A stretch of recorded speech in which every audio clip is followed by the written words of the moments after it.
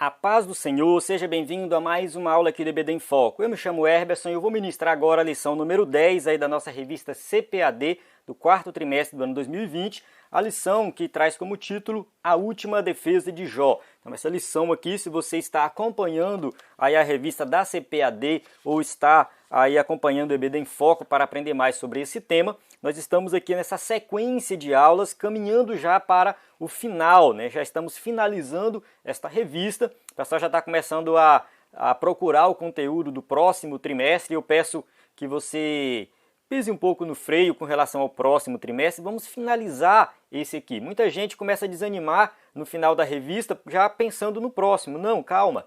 Vamos estudar melhor o final aqui da revista para que nós possamos fazer um encerramento muito, assim, de fato, assim, impactante, né? Um encerramento impactante, um encerramento que venha trazer realmente mudança de vida, transformação de vidas. Você que é professor da EBD tem que pensar muito nisso, né? Você não está ali na sua classe só para ministrar um conteúdo, você está ministrando algo transformador que é a palavra de Deus. E neste trimestre estamos estudando sobre Jó e chegamos agora na última fala de Jó, aqui no discurso de Jó, onde ele vai fazer uma defesa. Na verdade, essa lição aqui, ela aborda os capítulos 29, 30 e 31 aí, do livro de Jó, né? É um discurso só de Jó que é dividido em 3 partes. É muito importante você fazer essa leitura. Você vai pegar a sua Bíblia, tá? Aqui você vai procurar aí o livro de Jó, abrir no capítulo 29 e eu recomendo você ler em traduções diferentes e fazer algumas comparações, tá? Então aqui você vai observar que na minha Bíblia aqui ela já tem um título em cima, né? No capítulo 29, Jó lembra-se do seu primeiro estado feliz. O capítulo 30, Jó lamenta a miséria em que caiu. É uma lamentação, pode-se dizer que é um salmo de lamentação, uma poesia de lamentação. E o 31, Jó declara a sua integridade, onde ele faz uma defesa da sua integridade, mostrando que ele realmente é uma pessoa que teme a Deus, né, que procura desviar-se do mal, e ele vai mostrar a integridade em várias áreas da vida dele. Então é importante você fazer essa leitura para que você possa compreender melhor. A nossa revista ela vai dividir também em 3 tópicos, justamente cada capítulo um tópico. A revista é bem resumida, aconselho você buscar mais conteúdo. No caso aqui deste vídeo, né, eu vou aqui destacar alguns pontos dessa lição. Vale ressaltar que aqui no EBD em Foco eu faço 2 vídeos toda semana.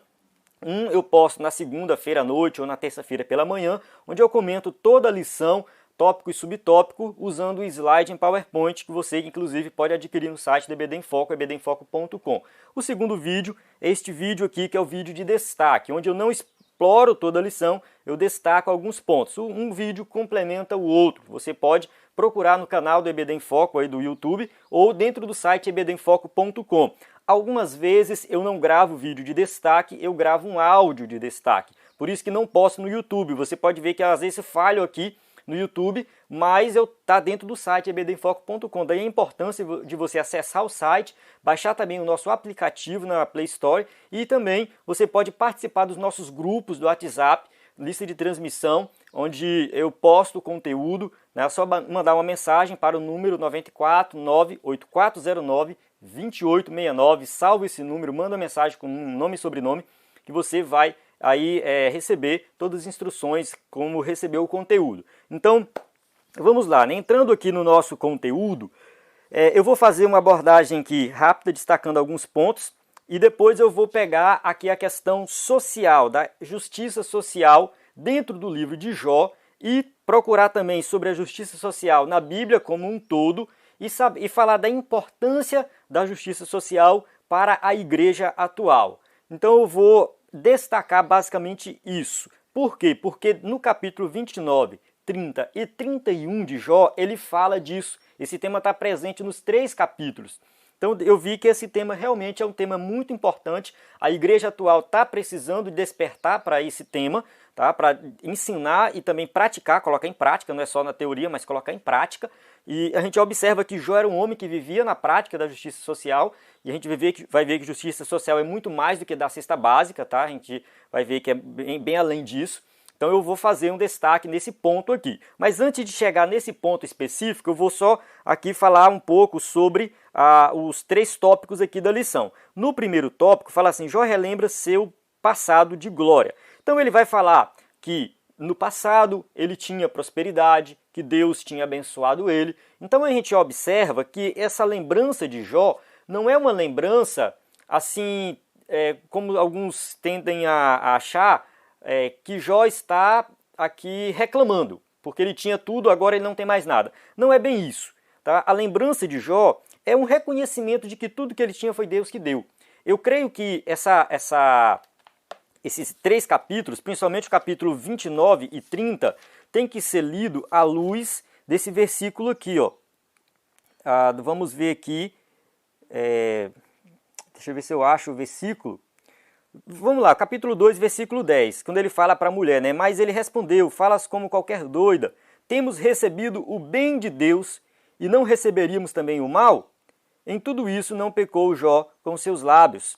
E tem uma outra parte que ele fala, né? O Senhor me deu, o Senhor tomou, bendito seja o nome do Senhor. Então a gente observa o quê? Que Jó, ele reconhecia que tudo era de Deus. Então a gente lê o capítulo 29 e 30 de Jó à luz desse versículo aqui do capítulo 2, a gente entende aqui que Jó está fazendo uma lembrança, reconhecendo a bondade de Deus na vida dele e reconhecendo depois no capítulo 30 que ele caiu numa miséria muito grande, mas isso também está dentro dos planos de Deus. É um salmo aqui, uma poesia, né? Eu falo salmo, poesia, porque está dentro realmente da estrutura, né, de lamentação.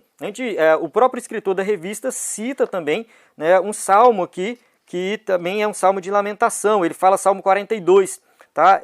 Isso acontecia muito naquela época. Nós temos, na verdade, um livro inteiro dedicado à lamentação, que é as Lamentações de Jeremias, porque o povo foi levado para o cativeiro, para o Egito não, para a Babilônia, e tudo isso, a cidade ficou desolada. Então ele faz essa lamentação. Então isso fazia parte da cultura da época. Quando a pessoa era acometido de uma coisa muito ruim na vida, que ela é uma desgraça muito ruim, eu coloco assim, tá? Eu uso essa palavra desgraça, algumas pessoas não gostam, mas é para dizer que aqui não é aquela pessoa que só, né, está sofrendo por causa de um relacionamento, está sofrendo por causa de, sei lá, perder um emprego, mas, né, claro, perder um emprego é ruim, mas não é necessariamente algo assim tão cruel como aconteceu na vida de Jó. Então a gente observa as lamentações na Bíblia quando acontece algo realmente muito cruel na vida da pessoa. Então Jó, ele estava numa situação muito triste mesmo, muito degradante. Então ele escreve essa lamentação e ele coloca aqui, né, que quando ele fala no capítulo 29, que ele era respeitado tanto pelos jovens quanto pelos velhos. E no capítulo 30, ele já diz que ele perdeu o respeito de todos. Tá? No capítulo 30 ele já vai falar, né, que assim, até aqueles que têm menos idade do que ele não respeitam mais ele, porque naquela época, na cultura da época, o mais velho ele era respeitado, tá? O mais velho ele tinha realmente uma posição na sociedade, uma posição de autoridade, mesmo que ele não tivesse recebido um título, por exemplo, do rei. Ele não precisava receber um título do rei para falar que ele era importante. Tá? A pessoa que tinha o cabelo branco, ele era tido já como alguém de suma importância. Onde ele passava, as pessoas reverenciavam. Jó agora está nesse estado onde os mais jovens não têm respeito nenhum para com ele. Então, na verdade, aqui é a situação que ele está passando. Então, ele perde toda aquela moral que ele tinha, vamos assim dizer. Então, Jó ele sofreu não somente perdendo a saúde ou os bens materiais, mas a sua posição na sociedade também foi perdida. A situação dele estava tão degradante que até esse respeito que as pessoas tinham pelos mais velhos ele perdeu. Então olha só como Jó estava sofrendo. Então ele vai falar desse sentido, ele estava abatido mesmo, tá? E aí vem a pergunta no tópico 2.3, né? Teria Deus abandonado Jó? Né? Será que Deus tinha abandonado? Não, Deus não tinha abandonado Jó. Até o momento, Deus estava em silêncio. A gente observa nas falas de Jó que ele estava o tempo todo falando que queria um redentor, alguém que estivesse ali para defendê-lo, e esse alguém seria Deus. Tá? Ele estava nessa expectativa de que Deus iria defendê-lo, porque ele sabia que homem nenhum teria essa capacidade. Ele foi acusado pelos seus amigos o tempo todo. E ele está nessa expectativa, né, de que Deus vai defender. E Deus está em silêncio, Deus não fala nada. Mas Deus vai entrar em ação mais adiante, a gente vai ver isso. Então aqui a gente observa realmente que Jó, ele estava se sentindo abandonado, tanto pelos seus amigos quanto pelo próprio Deus. Mas ele tinha sim fé e esperança de que Deus iria, né, redimido. Ele fala, eu sei que o meu Redentor vive. Então ele está aqui nessa expectativa, tá, de que ele vai ser redimido, ele vai, Deus vai entrar em ação e vai falar que ele não é um pecador. Na verdade, Jó, ele não está na expectativa de receber de volta os seus bens e sua saúde. Ele não tem bem essa expectativa. Ele simplesmente quer que Deus entre em ação e apresenta ali para os seus amigos que ele era uma pessoa íntegra e que aquilo que está acontecendo com ele não tem relação nenhuma com pecado. Então o livro gira em torno disso, tá? Todo mundo achando que Jó pecou, que Jó errou e por isso ele está sofrendo, e Jó está tentando provar isso, que ele não pecou. E é por isso que entra o capítulo 31 aqui, que ele vai fazer uma defesa da sua integridade, tá? Ele vai falar de várias áreas da vida. Eu listei aqui essa questão, ó, do 31, do 1 a 4, ele fala da concupiscência, né? Que ele fala que não colocou os olhos numa mulher e tal, numa virgem. Do 5 a 8, ele fala da desonestidade, ele não foi uma pessoa desonesta. Do 9 ao 12, ele fala do adultério. E a maneira que ele fala aqui, esse discurso é bem interessante. Não tem quando a gente jura uma coisa, fala assim, olha, eu não fiz tal coisa, tá? Se eu tiver feito isso, eu quero ver minha mãe mortinha. Então, assim, a pessoa está falando, olha, eu não fiz tal coisa, estou garantindo isso. E ele vai e joga uma maldição sobre ele mesmo de forma bem radical. Então foi o que Jó fez. Quando ele fala do adultério, olha só como é interessante. Ele fala assim, se o meu coração se deixou seduzir por causa de mulher, se andei à espreita à porta de meu próximo, então moa a minha mulher para outro, e os outros se curvem sobre ela. Entende? Se eu por acaso cometi adultério, que um homem se deite sobre minha mulher. Então ele joga isso, essa maldição para a vida dele, ou seja, ele está garantindo que aquilo não aconteceu, que se tiver acontecido, que vem essa punição sobre a vida dele. Então ele fala da usura, parcimônia, idolatria, índole negativa, avareza, hipocrisia, exploração. Então ele aborda várias áreas da vida dele e falando da sua integridade, sempre jogando, né, essa maldição se na vida dele, se de fato ele tiver errado naquela área específica. Então é bem interessante a estrutura desse capítulo 31. Eu recomendo você dar uma lida nele com cuidado, em traduções diferentes, sempre enfatizo isso para você entender melhor. Agora vamos na parte que eu quero destacar aqui dessa lição, é a parte da questão da justiça social. Tá? Eu quero fazer uma aplicação nesse sentido aqui. Vamos lá. Eu vou para o slide agora, um slide que só tem versículos. Tá? Eu quero colocar bastante versículo, pode ser que fique cansativo, tá? Mas eu quero colocar a base bíblica no que eu estou falando aqui. Então, me acompanhe. A gente observa Jó 29, 12 a 17, capítulo 29, onde ele lembra do seu passado de glória. Ele fala assim, ó, pois eu socorria o pobre que clamava por ajuda, e o órfão que não tinha quem o ajudasse. O que estava à beira da morte me abençoava, e eu fazia regozijar-se o coração da viúva. A retidão era a minha roupa, a justiça era o meu manto e o meu turbante. Eu era os olhos do cego e os pés do aleijado. Eu era o pai dos necessitados, e me interessava pela defesa de desconhecidos. Eu quebrava as presas dos ímpios e dos seus dentes arrancava as suas vítimas. Então aqui a gente observa Jó lembrando do seu passado de glória, onde ele diz que ele não deixava em hipótese alguma alguém passar necessidade. Ele ajudava tudo aquilo que estava ao seu alcance. Tá? Não importa se era um cego, se era um aleijado, viúva e órfãos eram os pobres da época, porque quando morria o homem, o sustentador da casa, eles às vezes eram jogados à margem da sociedade, porque não tinham como se sustentar. Então todas as vezes que a Bíblia falar de órfãos e viúvas, você pode traduzir para os dias de hoje como pessoas necessitadas, pessoas que são pobres ao extremo de não ter o que comer. Então essas pessoas, elas recebiam ajuda de Jó também. Então Jó está dizendo aqui que ele estava sempre ali ao lado daquelas pessoas que precisavam, porque ele era uma pessoa que se interessava pela justiça social. Ele queria ver, de fato, ali a justiça sendo executada, as pessoas vivendo bem, tá? Porque é um ser humano como qualquer um outro ser humano. Tá? O Jó, ele não vai desprezar ninguém porque é pobre, porque é escravo, porque isso, porque aquilo. Não, ele entende que todos são pessoas e merecem dignidade. No capítulo 30, versículo 25, que é onde ele fala da sua situação atual, ele fala assim, ó, não é certo que chorei por causa dos que passavam dificuldade, e a minha alma entristeceu-se por causa dos pobres.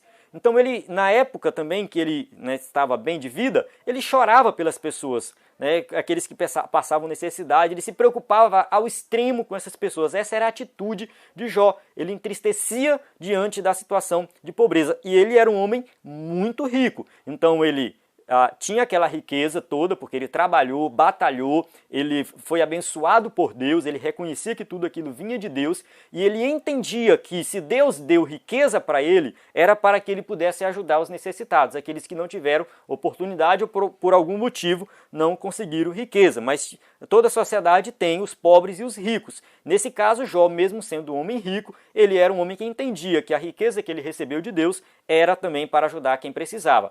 No capítulo 31, ele fala assim, do versículo 16 ao 23, se não atendi aos desejos do pobre, ou se fatiguei os olhos da viúva, se comi o meu pão sozinho, sem compartilhá-lo com o órfão, sendo que desde a minha juventude o criei como se fosse seu pai, e desde o nascimento guiei a viúva, se vi alguém morrendo por falta de roupa, ou um necessitado sem cobertor, e o seu coração não me abençoou porque eu esqueci, aqueci com a lã de minhas ovelhas, se levantei a mão contra o órfão, ciente da minha influência no tribunal, que o meu braço decaia do ombro e se quebre nas juntas. Olha só, aqui naquela questão que ele faz uma defesa da sua integridade, ele vai falar assim, olha, se por acaso eu não tratei bem o órfão, a viúva, o necessitado, se eu não partilhei meu pão, se eu não tiver feito tudo isso, que meu braço caia. Tá? Que meu braço se quebre sobre as juntas e eu fique sem braço, se eu não tiver feito isso. Então Jó, ele se preocupava com as pessoas necessitadas. Aqui a gente tem alguém que dá um exemplo, né, de servo de Deus, né, que não é egoísta, que não é orgulhoso, que não é ganancioso, que sabia que tudo que ele tinha vinha de Deus e que ele tinha, sim, essa, não vou dizer obrigação, mas essa necessidade de ajudar as pessoas, porque isso vem de Deus. Assim como ele recebeu de Deus, ele também vai ajudar as pessoas. Então é algo natural. Essa questão da justiça social deve ser natural do cristão. A gente tem base bíblica para isso, mas quando alguém aceita Jesus como Salvador, essa pessoa foi liberta do pecado, ela tem que ser liberta de todo o egoísmo, de todo o orgulho, e ela tem que começar a passar, a partir daquele momento, a se preocupar mais com o próximo do que consigo mesmo. Esse é um ensino do Novo Testamento sobre mudança de vida, transformação em Cristo Jesus. E aqui a gente vai observar, eu vou mostrar alguns versículos, que tanto no Antigo quanto no Novo Testamento, Deus tem essa preocupação com os oprimidos da sociedade. Vamos lá para Deuteronômio 14, 28 a 29. A gente vê o seguinte, o que a lei dizia, ó. Ao final de cada 3 anos, tragam todos os dízimos da colheita do 3º ano e armazene-os em sua própria cidade, para que os levitas, que não possuem propriedade nem herança, e os estrangeiros, os órfãos e as viúvas que vivem na sua cidade venham comer e saciar-se, para que o Senhor, o seu Deus, o abençoe em todo o trabalho das suas mãos. O que a gente observa aqui nessa passagem de Deuteronômio é que o dízimo não era apenas para o templo, para colocar no templo ou no tabernáculo naquela época para sustento somente do templo. Era para sustento dos levitas, que não tinham terra, mas também dos necessitados da época, que eram as viúvas e os órfãos. Então a gente observa que o dízimo no Antigo Testamento ele tinha sim o objetivo de ajudar as pessoas necessitadas. Isso não é ensinado nas igrejas, preste bastante atenção nisso. Deuteronômio 26, 12. Quando tiverem separado o dízimo de tudo quanto produziram, no 3º ano, o ano do dízimo, entregue-no ao levita e ao estrangeiro, ao órfão e à viúva, para que possam comer até saciar-se na cidade de vocês. Então aqui a gente observa mais uma passagem falando do dízimo sendo usado para assistência social, para dar alimento para as pessoas necessitadas. Infelizmente, as igrejas de hoje raramente têm uma área de assistência social. Geralmente, assim, está mudando, mas algumas igrejas não têm, outras têm, mas não é ativo nessa área. E outras que são ativas, que fazem realmente obras sociais, essas igrejas, elas geralmente pedem um extra, elas não usam do dízimo, elas ficam pedindo mais. Não tem problema nenhum os irmãos, além de darem o dízimo, também contribuírem com a obra social da igreja. Não estou criticando isso. No entanto, não existe pecado e nem erro nenhum usar uma parte do dízimo para ajudar os necessitados. Usar uma parte do dízimo para ajudar um irmão ou quem sabe alguém que não é crente, mas está passando necessidade, está precisando de ajuda. Pelo menos se a gente quer aplicar o dízimo, a gente tem que ter o Antigo Testamento como base para nós aplicarmos o dízimo no dia de hoje. Tá? O exemplo que nós temos no dízimo é do Antigo Testamento. Eu sei que essa questão do dízimo é muito polêmica, o Novo Testamento não fala muito explicitamente do dízimo. Se você ler as cartas de Paulo ali, enfim, de Atos em diante, você não vai ver muito essa questão do dízimo, mas a gente vê que as igrejas do Novo Testamento contribuíam, tá? Os crentes do Novo Testamento, eles contribuíam, eles davam dinheiro para a igreja, eles davam dinheiro para as pessoas necessitadas, ajudavam também as igrejas mais necessitadas, as igrejas mais ricas ajudavam as mais necessitadas. A gente observa ali que existia um compromisso de contribuir. Com quanto eles contribuíam? A gente não sabe exatamente, mas como a gente tem a base do Antigo Testamento de 10%, a gente usa essa base para que todo mundo possa contribuir igual. Porque se uma igreja chega e fala assim, irmão, todo mundo vai dar R$100, vai ficar R$100, vai ficar complicado para quem ganha R$500 por mês e vai ficar muito tranquilo para quem ganha 5.000. Então fica desigual. Então para que todos possam contribuir de forma igual, o dízimo é a base que a gente tem no Antigo Testamento, 10%, todo mundo contribui igual. Então o dízimo no Novo Testamento, tem algumas pessoas que dizem que é errado o dízimo, não é errado, tá? O dízimo, não existe base bíblica para dizer que o dízimo é errado. O dízimo é uma contribuição que todos vão fazer para a obra de Deus e que sim, o dinheiro pode ser usado para a obra social também. Continuando, Deuteronômio 24, 14 e 15 fala de um outro tema bem importante que eu quero abordar aqui, ó. Não se aproveitem do pobre e necessitado, seja ele um irmão israelita ou um estrangeiro que viva numa das cidades. Paguem-lhe o seu salário diariamente antes do pôr do sol, pois ele é necessitado e depende disso. Senão ele poderá clamar ao Senhor contra você e você será culpado de pecado. A gente fala de pecado pensando muito no pecado sexual, a gente fala muito de mentira, enganar, enfim. Mas a gente tem que lembrar também que oprimir as pessoas, não pagar um salário devido, não cuidar dos necessitados também é pecado. Tá? Não aproveite do pobre e necessitado. Se você tem um deles que trabalha para você, que faz um serviço, pague um salário justo, cumpra as suas obrigações, porque se você não fizer isso, você vai ser um pecador. Então aqui a gente observa a lei de Deus se preocupando com a questão das opressões, porque acontecia muito da pessoa contratar alguém e não pagar um salário digno. Isso é um tipo de opressão. Nos dias de hoje é errado também. Tá? Isso não é só para a lei, isso vale para nós também. É um princípio eterno isso aqui. Se você contrata alguém para fazer um serviço, paga um salário digno para essa pessoa, porque se você não fizer isso, você vai estar pecando. Deuteronômio 24, 19 a 21 fala assim, ó, quando vocês estiverem fazendo a colheita de sua lavoura e deixarem um feixe de trigo para trás, não voltem para apanhá-lo. Deixem-no para o estrangeiro, para o órfão, para a viúva, para que o Senhor, o seu Deus, os abençoe em todo o trabalho das suas mãos. Quando sacudirem as azeitonas das suas oliveiras, não voltem para colher o que ficar nos ramos. Deixem o que sobrar para o estrangeiro, para o órfão, para a viúva. E quando colherem as uvas da sua vinha, não passem de novo por ela. Deixem o que sobrar para o estrangeiro, para o órfão e para a viúva. Aqui a gente observa nessa passagem uma preocupação divina com as pessoas necessitadas, que não tinham condições de plantar uma vinha, plantar também, quem sabe, azeitona para tirar o azeite, enfim, pessoas que não tinham um pedaço de terra, que não tinham condição, que era pobre, pessoas que precisavam de ajuda financeira. E o que Deus faz? Olha, você que tem condição, que tem um plantio, quando você colher, o que cair, tá? Quando ele fala assim, ó, você pega o trigo, colhe, durante a colheita cai algumas coisas para trás, no transporte cai, não volte para pegar. Deixe aquilo ali para o necessitado. Na uva do mesmo jeito, na oliveira do mesmo jeito. Então todas as vezes que você for colher, o que caiu, o que ficar para trás, deixa. Era uma espécie de Bolsa Família, vamos dizer assim, daquela época. uma preocupação divina para que pessoas pobres pudessem ter pelo menos o que comer, né, e ter ali, quem sabe, uma moradia. Isso ajudava muito. A gente observa uma aplicação disso em Ruth 2 e 3. Fala assim, ó, Ruth, a Moabita, disse a Noemi: vou recolher espigas no campo daquele que me permitir. Vá, minha filha, respondeu-lhe Noemi. Então ela foi e começou a recolher espigas atrás dos ceifeiros. Então a gente observa aqui Ruth, uma mulher estrangeira, pobre, viúva, que estava morando em Israel e estava precisando de algo para sobreviver, uma subsistência. Então como que ela conseguia isso?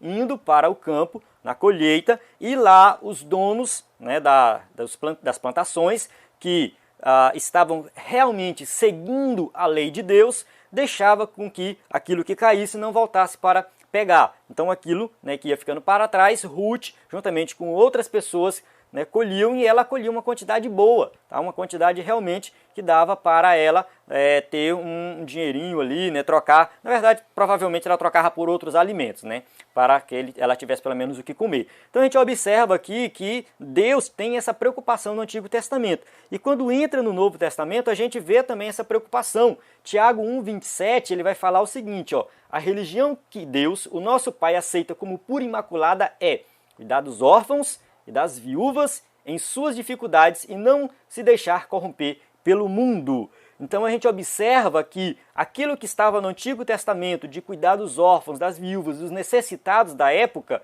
vale também para nós nos dias de hoje. Essa é a verdadeira religião. A carta de Tiago é muito prática, ela vai muito nas aplicações práticas mesmo.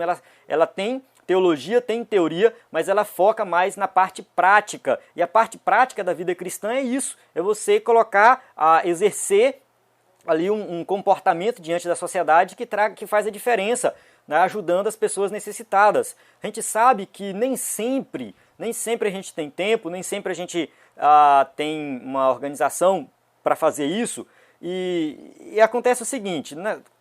Nos dias de hoje, às vezes tem uma pessoa pedindo ajuda, a gente sabe que a pessoa vai comprar droga, a gente sabe que a pessoa não vai usar aquele dinheiro da forma correta, e a gente fica até assim, não vou dar, né?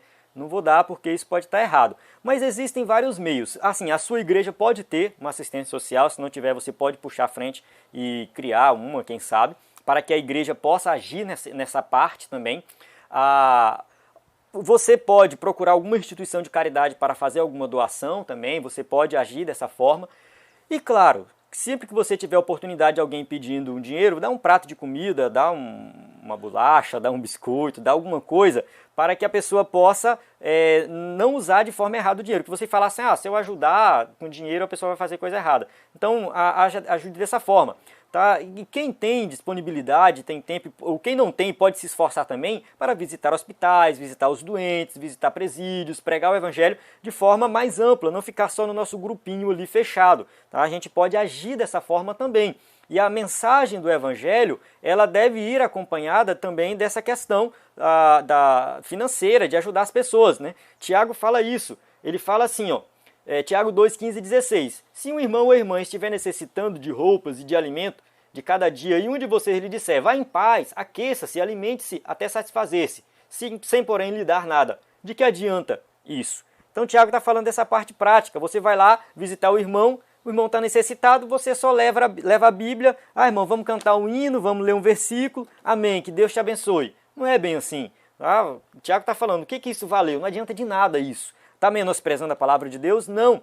Mas você tem que juntar as duas coisas, tem que trabalhar em união. A ação social juntamente com a mensagem do Evangelho. Existe hoje um debate com relação a isso, que eu não vou entrar em detalhes aqui por causa do tempo, acho que eu já até me alonguei demais, mas assim, da questão da missão integral, que alguns criticam, né, que a missão integral ela vai defender a ideia de que a mensagem do Evangelho, ela, de forma bem resumida, tá, vou falar aqui, a mensagem do Evangelho ela tem que ser atrelada à ação social, tá? Tem que ter essa preocupação com a justiça social, tá? Sempre estar junto, não tem como separar um do outro, tá? Tem que estar junto. Tem um outro grupo que discorda disso, tá? Que enfatiza que a mensagem, a pregação do evangelho é somente a questão do evangelismo de forma, né, falada, pregada, né? E a ação social é algo fora a parte, que a igreja pode fazer ou não, tá? Como se fosse se não dá para fazer ação social, deixa para lá, eu vou lá somente e prego a palavra. Tá? Tem essa visão. Eu particularmente acho que dá para fazer os dois juntos, sim. Tá? Não precisa separar um do outro, ter um como uma coisa, outro como outra coisa totalmente diferente. Eu acredito que uma igreja ela se torna mais ativa se ela ter essa preocupação com a justiça social, tá? E ter uma assistência social e aí trabalhar o evangelismo junto com isso, tá? Com essa assistência social, eu acredito que o resultado é muito bom. Isso tem sido provado por algumas igrejas. Mas eu não vou entrar muito em detalhe com relação a isso. Mais uma vez aqui, Tiago fala dessa questão também das injustiças sociais. Ele fala assim, ó: ouçam agora vocês, ricos, chorem e lamentem-se, tendo em vista a miséria que lhes sobrevirá. A riqueza de vocês apodreceu e as taças corroeram as suas roupas. O ouro e a prata de vocês enferrujaram e a ferrugem deles testemunhará contra vocês. E como o fogo lhes devorará a carne. Vocês acumularam bens nesses últimos dias. Vejam o salário dos trabalhadores que ceifaram os seus campos e que por vocês foi retido com fraude. Está clamando contra vocês. O lamento do ceifeiro chegou aos ouvidos do Senhor dos Exércitos. Aqui Tiago não está falando das pessoas ricas de forma geral. Está falando daquelas pessoas ricas que enriqueceram, oprimindo os outros, pagando salários baixos, né, agindo de forma fraudulenta. Tá? Tem isso aqui, ele está falando desse tipo de riqueza. Quem acumulou riqueza de forma fraudulenta, explorando as pessoas, não pagando um salário digno, não ajudando o necessitado, esse rico ele vai sofrer as consequências. Esse rico, né, ele vai ser aí pode-se dizer que ele não é salvo, tá? Pelo que Tiago está falando aqui, ele não é salvo, esse tipo de pessoa não é salvo. Pode estar na igreja, pode estar ceiando, pode estar fazendo o que for, mas ele não é salvo e um dia Deus vai executar juízo sobre essa ação específica dessa pessoa. Então a gente observa realmente que Deus tem essa preocupação para com os oprimidos e Deus é contra todo tipo de opressão. Tá? Ele vai ser contra todo tipo de opressão. Jesus foi pobre, né? Tem gente que diz que não, mas Jesus foi sim de fato pobre, viveu numa cidade pequena. Tá? A região que Jesus vivia era uma região menosprezada pelo Império. A gente vê Jesus saindo ali da região da Galileia, indo até Jerusalém, então ele tem essa caminhada. Então ele não começa o ministério em Jerusalém, mas ele começa no meio da população mais pobre. Jesus ele traz essa mudança. Só que se a gente observar, Jesus ele não vai lutar para mudar o governo da época. Porque tinha muita opressão, as pessoas pagavam muito imposto, o Império Romano oprimia mesmo, tá? Era o sofrimento na época era muito grande, quem era pobre sofria muito na época de Jesus. Só que Jesus ele traz uma transformação de dentro para fora, ele traz uma transformação, uma libertação do pecado. Na época de Jesus, tinham grupos que procuravam a transformação mais estrutural no governo, na política, os zelotes. Inclusive, um dos discípulos de Jesus, Simão, era zelote. Então, a gente observa que esse grupo era um grupo meio que, que procurava a justiça social, mas ia pelo lado da revolução, de briga mesmo, de partir para cima. Tanto que foram eles que causaram a confusão que depois fez com que Jerusalém fosse destruída, tá? No ano 70. Então, os zelotes, eles tinham esse pensamento, essa mudança mais estrutural. Jesus não tinha essa preocupação na mudança no sistema em si. A preocupação de Jesus era na mudança na vida das pessoas. A gente observa isso, que Jesus vem trazendo essa mudança de dentro para fora, não de fora para dentro. Então Jesus, ele se preocupa com as pessoas oprimidas, ele se preocupa com as pessoas mais pobres, ele tem essa preocupação, mas ele vem com essa preocupação de trazer uma libertação do pecado para que a pessoa, depois disso, ela vá se transformando, né, e mesmo vivendo numa sociedade opressora, essa pessoa consegue ser livre. No Novo Testamento a gente observa, logo no começo da igreja primitiva, diante de tanta opressão, os cristãos se uniram e compartilhavam tudo que tinha. Então não tinha ninguém pobre e todo mundo se ajudava. Então essa mudança, essa transformação que Jesus trouxe, tá? As pessoas começaram a se ajudar e dentro daquele sistema opressor, as pessoas conseguiram ali se libertar e viver uma vida digna. A gente tem que, quando se trata desse tema, trazendo para a nossa situação política atual, querendo ou não, entra no campo muito polêmico, que debate muito sobre isso, que entra a questão de esquerda e direita, e se você, que é professor da EBD, quiser entrar, o teu escritor da revista coloca aqui, né, esse tema, uma dica que eu te dou é, quando for tratar desse tema, esqueça um pouco a questão daquelas pautas chamadas pautas dos costumes, que fala de aborto, ideologia de gênero, homossexualismo. A gente observa que tem alguns governos de direita no mundo e no Brasil também políticos de direita que são a favor do aborto, que são a favor da liberação dos homossexuais, de casamento homossexual, enfim, tem muita... Entra essa parte, eu não vou entrar muito em detalhe disso. Então essa pauta do costume, de ser conservador no costume ou liberal nos costumes, ela pertence a ambos os lados. Então se a gente for entrar nessa questão, é que fique somente no campo mais econômico, tá? No campo mais econômico. E quando a gente fala de justiça social, opressão, o que vem em mente é Karl Marx, socialismo, como se ele tivesse sido o criador dessas coisas. E a gente observa, como eu mostrei aqui, a Bíblia se preocupa com isso muito antes de Karl Marx. Aí alguém pode falar, então Jesus era socialista? Não, não faz o menor sentido falar isso, tá? Não faz o menor sentido. Isso aqui não tem nada a ver. Pode ser que dentro dessa pauta de injustiça social, pode ser que Jesus e Karl Marx tenham o mesmo pensamento, mas não significa que Karl Marx era um seguidor de Jesus ou que Jesus era seguidor de Karl Marx, que nem faz sentido, né? Jesus foi muito antes.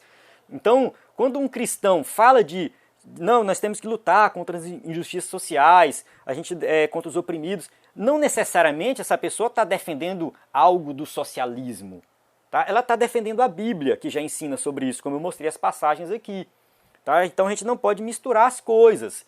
E eu não posso deixar de fazer ação social porque os socialistas fazem. E eu não sou socialista, então eu não vou fazer. Porque se eu fizer, eu vou estar me caracterizando como socialista. Não faz sentido, eu estou deixando de cumprir a palavra de Deus para me preocupar com o que os outros vão falar de mim. Não faz sentido. Tá? Como eu mostrei dentro da Bíblia, tanto no Novo quanto no Antigo Testamento, a gente vê Deus tendo a preocupação contra os oprimidos, contra os pobres. A igreja tem sim tem que ter esse papel de ação social, e não necessariamente isso tem a ver com socialismo, não tem nada a ver uma coisa com a outra, tá? Não tem nada a ver uma coisa com a outra. E o cristão hoje entra também nessa área, até se você quiser, se o cristão pode se engajar numa luta contra as opressões sociais, quem sabe até num partido político que luta contra as opressões sociais, se faz sentido isso. Ele até pode fazer isso, mas isso não é cristianismo, tá? Ele não pode falar assim, eu vou exercer o meu cristianismo, eu só exerço o meu cristianismo se eu entrar num partido político que luta contra as opressões sociais. Não, tá? Ele pode fazer isso, mas isso é algo fora à parte. Simão o Zelote, discípulo de Jesus, talvez ele até continue sendo Zelote, não sei, a Bíblia não diz. Tá? Se ele era ou não, se ele continuou fazendo parte desse grupo político dos zelotes que queriam uma revolução. Eu não sei, mas se ele fez parte, isso foi algo fora a parte na vida dele. Tá? O cristianismo que ele vivia era diferente. É claro que a vida cristã da pessoa pode influenciar daquele grupo, mas você não precisa filiar a um grupo, entrar no grupo para provar que você é cristão. Não tem nada a ver uma coisa com a outra. Tá? Isso aí são duas coisas diferentes. E se alguém entra, problema dessa pessoa, ela pode entrar e fazer parte, enfim, ser um revolucionário, do meu ponto de vista não tem problema nenhum, desde que ela exerça a vida cristã dela de forma plena, é outra história. Então, eu acho que é isso, tá? Já me alonguei bastante nesse tema, é um tema muito complexo, muito grande, gera muito debate, eu não estou aqui com o propósito de esgotar esse tema, se você me assistiu até aqui, muito obrigado, você pode deixar seu comentário, deixar sua participação aí nesse vídeo, e que se você quiser levantar esse debate na sua aula da EBD também, está dentro do contexto do livro de Jó, como eu mostrei, capítulo 29, 30 e 31, Jó fala dessa sua preocupação, e você tem que começar dentro da sua igreja. Como é que está a sua igreja com relação à ação social?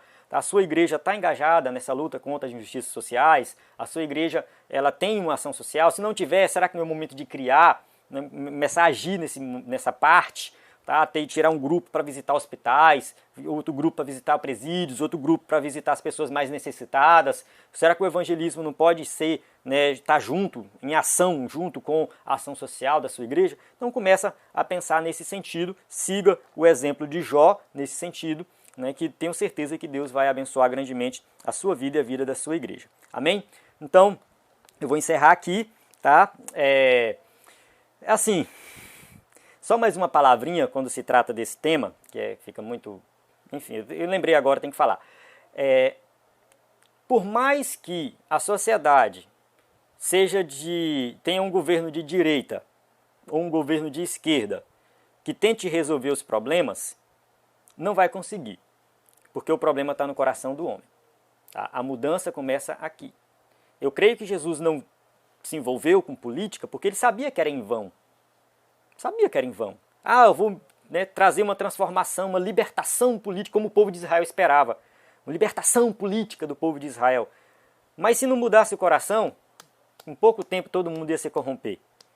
Então, a gente vai lutar por uma vida melhor aqui? Vai. Mas o problema está no coração do homem. Tá? Isso aqui é só Jesus que muda. A mudança tem que começar por aqui. Tá? Então, por mais que você engaje na política e pense que um formato político pode ser bom para a sociedade, entenda que em pouco tempo ele vai se corromper, se o coração do homem não mudar. Amém? A paz do Senhor. Até a próxima aula.